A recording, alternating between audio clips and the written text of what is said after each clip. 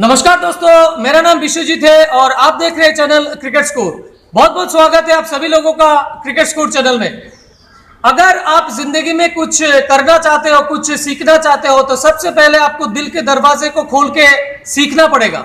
अगर आप सोच रहे हो कि मैं सब जानता हूं और मुझे कुछ सीखना नहीं है, तो शायद जहां पे आप हो वहीं पे ही अटके रहोगे, आगे बढ़ने का कोई चांस नहीं है। ये मैं अपने एक्सपीरियंस से आप लोगों को बता रहा हूं। तो आज हम बात करेंगे बॉलिंग के और एक डिपार्टमेंट के बारे में, जो हमारे साथ आज बात करेंगे हमारे सिलचर डीएसए का कोच मिस्टर सौमित्र मिश्रा। सौमित्र, आपको बहुत बहुत वेलकम आपको। तो आज हम क्या सीखने वाले हैं बॉलिंग डिपार्टमेंट में? तो आज पिछले एपिसोड में मैंने बोल दिया कि ग्रिप के बारे में और रनअप के बारे में। आज हम लोग लोडिंग और एक्शन के बारे में बात करेंगे। बढ़िया बढ़िया, बहुत बढ़िया। तो चलिए स्टार्ट करते हैं। तो लास्ट डे जो हमने बताया कि ग्रिप कैसे करना है, जो रनअप कैसे लेना है, तो आज हम लोग जो लोडिंग के बारे में बात कर रहे हैं, वो सबसे इम्पोर्टेंट चीज़ है बॉलिंग में, कि डिलीवरी के टाइम कैसे होना चाहिए। बिल्कुल बिल्कुल बिल्कुल। तो वही है। तो मैं पहले ग्रिप कर लिया, ऐसे मैं रनअप लेके यहाँ तक पहुंच गया। तो अभी दो तरह के एक्शन आते हैं। अच्छा, ठीक है। ऐसे चार तरह के एक्शन है Okay. कि मैं बात कर रहा हूँ। एक है front on action, side on action, semi side on action और मिक्स ऑन एक्शन। अच्छा, तो जो बच्चों जो जूनियर लेवल के प्लेयर है, उन लोगों को सिर्फ फ्रंट ऑन और साइड ऑन एक्शन को ही फॉलो करना है, बाकी दो चीज का जरूरत नहीं। वो जब देखिए इतना इम्पोर्टेंस नहीं है। इतना इम्पोर्टेंस नहीं है। मिक्स्ड ऑन जो एक्शन है उसको तो करना ही नहीं है। अच्छा। मिक्स्ड ऑन करने से क्या होता है कि आपका जो इंजरी लेवल बहुत ज्यादा बढ़ जाता है। अच्छा। तो वही होता है। तो साइड ऑन जो एक्शन है, मैं पहले साइड ऑन की बात करता हूँ। तो जो बॉलर है उनको याद रखना चाहिए कि जो एक्शन में बॉल करता है उसमें ही करना चाहिए। तो ज्यादा बेटर वो लॉन्ग के मतलब ज्यादा देर तक क्रिकेट खेल सकता है, वरना इंजरी की वजह से नहीं खेल पाएगा। तो जो साइड ऑन एक्शन होगा, उसमें जब eight the point of release delivery के टाइम पे जो पैर मेरा बैकफुट जो होगा वो ऐसे सीधा नहीं होना है, ऐसे। अच्छा, मतलब किस तरफ होना चाहिए? Parallel to the crease.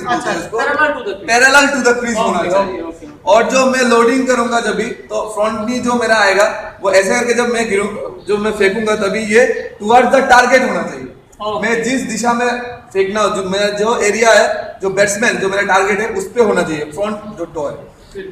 और जो मेरा हाथ होना चाहिए at the point of release, वो below the chin and close to the chest. जो मेरा बॉलिंग आर्म होगा, अच्छा, जिस हाथ से मैं बॉल फेंकूंगा, वो बिलो द चिन और क्लोज टू द चेस्ट होना चाहिए। अच्छा। ठीक है।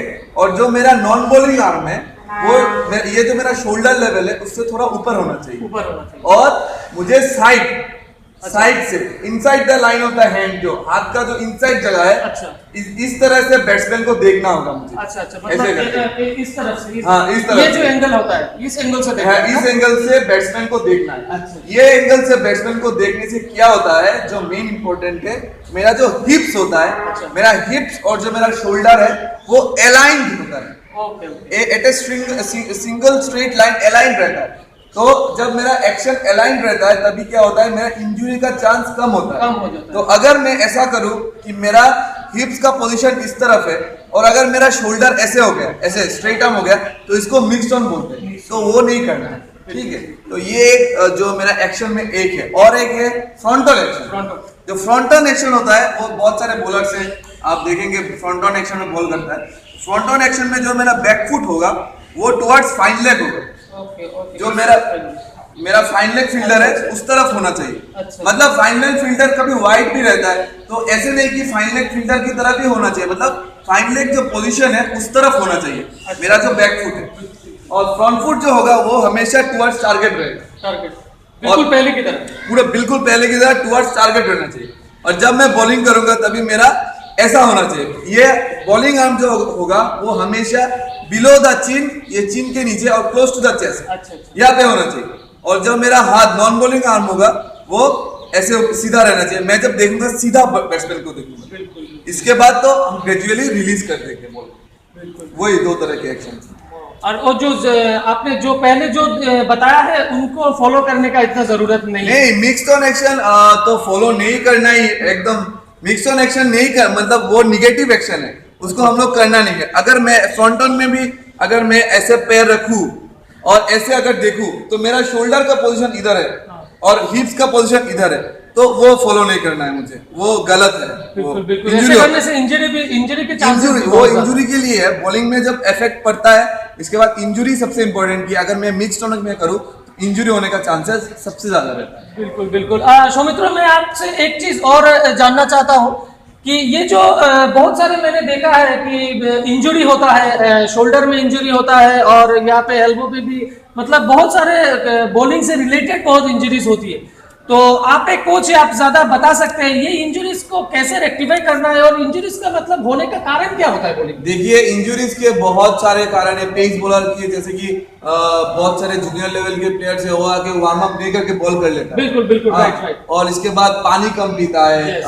वार्म अप नहीं करके बॉल करने से क्या होता है, बॉडी का जो है वो रेडी नहीं रहता। अच्छा अच्छा। अगर आप बाइक भी खरीदे, जो भी खरीदे, पहले बोलता है किक लेके स्टार्ट कर। Yes, उसमें yes, एक yes. बात है, Right, ठीक है ना? right, right. उसमें एक बात है, वो सेम मेरा बॉडी जो है वो गाड़ी के जैसा ही है। बिल्कुल। उसको अगर आगे ही स्टार्ट कर देंगे तो नहीं होगा। नहीं। उसको पहले थोड़ा स्टार्ट करेंगे, इसके बाद रेडी करेंगे, Yes. इसके बाद उसको बॉलिंग के लिए पूरा रेडी रहेगा। बिल्कुल बिल्कुल, तो मतलब यही बात है कि आप नेचर के अगेंस्ट में कुछ भी करने Against के में- लिए जाए हाँ। तो प्रॉब्लम क्रिएट होता है। ऑब्वियसली प्रॉब्लम क्रिएट होगा उसमें, मतलब इंजरी का चांसेस सबसे ज्यादा है। और बॉलिंग में और एक चीज है कि मेरा जो रिलीज होगा, हाँ।